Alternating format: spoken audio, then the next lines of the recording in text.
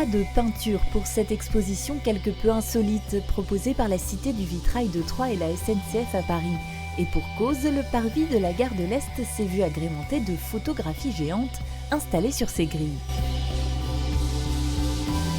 Je crois que, étant moi-même très utilisateur du train, on arrive un peu en avance et de façon décontractée, on meuble le temps qui se passe avant le départ du train et c'est l'occasion d'avoir des animations et la découverte d'expositions comme celles que nous proposons au public de la gare de l'Est.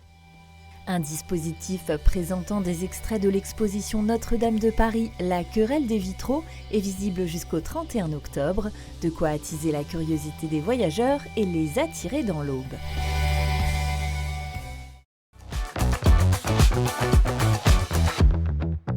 Unique en son genre, Dévotion privée a la particularité de mêler art moderne et art populaire, avec des œuvres datant du 19e siècle, mais aussi du début du 20e. Une exposition d'art contemporain qui parle du rapport entre l'art contemporain, l'art populaire et la spiritualité. Collectée pendant près de 30 ans par l'artiste et collectionneur lituanien Ramutis Petniūnas, les 250 croix s'érigent dans un cylindre de 4 mètres de haut.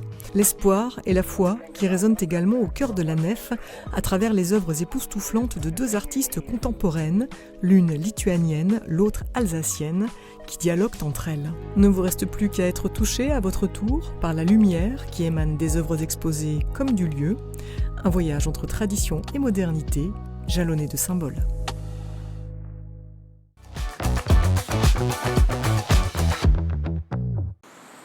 Nouvelle rentrée, nouvelle saison pour le mur à Épinal. Pour cette première œuvre, c'est Étienne, de son pseudo Dawal, qui a pris possession de ce lieu, sans réel thème, à moins que... Parfois, je fais des clins d'œil quand même aux régions dans lesquelles je passe. Et là, c'est le cas, mais c'est pas forcément fait exprès. Mais c'est vrai qu'on peut reconnaître la ligne bleue des Vosges, le bois, les sapins, les couleurs un peu hivernales.